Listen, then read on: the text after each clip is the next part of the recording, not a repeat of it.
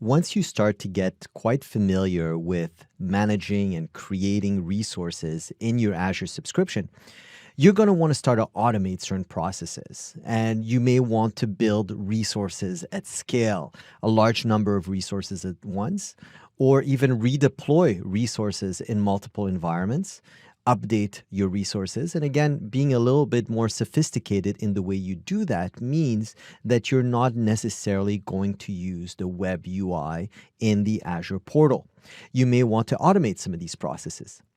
Throughout the life cycle of Azure, the primary process for automating the deployment and redeployment of resources in Azure has been ARM, or the Azure Resource Manager.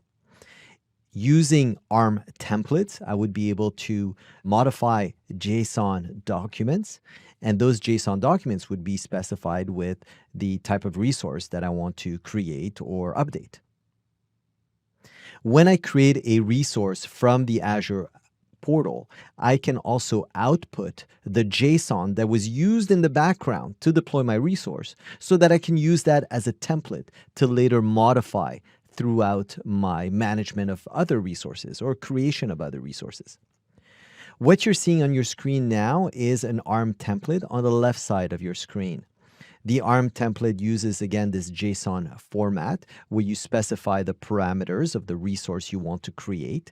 In this example here, I'm creating a storage account, a storage v2 account. I'm specifying some properties, for example, the fact that the access tier is a hot access tier, and the type of SKU, the location, the name, and so on. So various properties, usually the mandatory properties, must be specified as part of your JSON, as well as some other properties that you may want to specify. Or again, if you're updating using an ARM template, you may want to modify some of these properties. The ARM templates can be created as simply as that in a text file, modified in a text file, saved as a JSON text file, and then after that deployed through our portal. Recently, Microsoft introduced a newer method of managing and creating and updating resources programmatically. It's called Bicep. So Azure Bicep is a sort of simplified syntax of what we're familiar with using the ARM templates in JSON.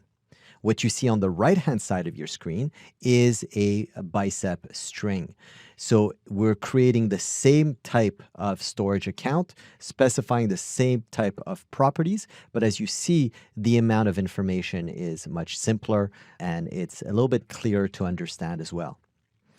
One of the advantages of Bicep is that I can also integrate this sort of programming language for resources into Visual Studio Code, and I can use Visual Studio to create these types of Bicep strings. Also, I'll be saving this Bicep document and then using that file to deploy my resource.